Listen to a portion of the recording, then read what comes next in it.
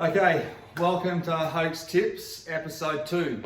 Hoax Tips, things I wish I knew 10 years ago. These tips are designed to be helpful and they're not going to help you win rainbows, they're not going to help you win anything. But if you're a hoax like me, you enjoy your riding, you're out there weekends, weekdays, getting fitter, riding for mental health, and hopefully these tips will be something that add a bit of positive to you. All right, first tip today, simple one. I like this one. This is one of the best tips I've ever given. I've said this to many people over many times when I've shared it. Best tip I've ever received. Thanks to Ernie. Ernie, you know who you are. If your shoes get wet, you're out in the rain, they get soaked. Best thing to do, pull the liners out, get some newspaper. Scrunch it up into a ball. Shove it in your shoes. Get as many pieces as you can. Scrunch it up and shove in as many pieces as you can. Get the shoe, get the tongue right. Click the boas or the straps. Tighten the shoes. Leave them overnight. Come back the next morning. Pull out all the newspaper. All of the water will have soaked into the newspaper. The shoes will be wearable the next day. Brilliant. Okay, tip number 2. Following on from episode 1 when we talked about the layering of the booties, I'm going to talk about gloves.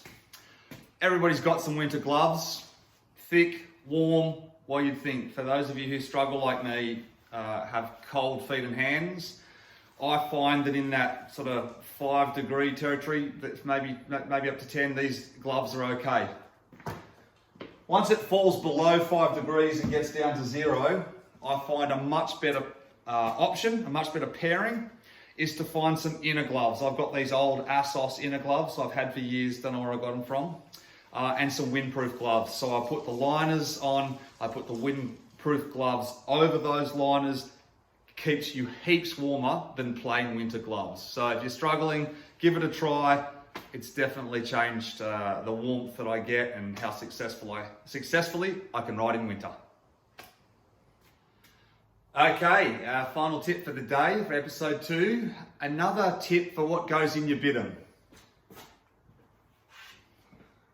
The usual suspects we discussed last episode all go in your bidon to help you change a spare. Another important piece to add into your tool bidon is a rubber glove. Now obviously, the first idea for having the rubber glove is to protect the all-important kit.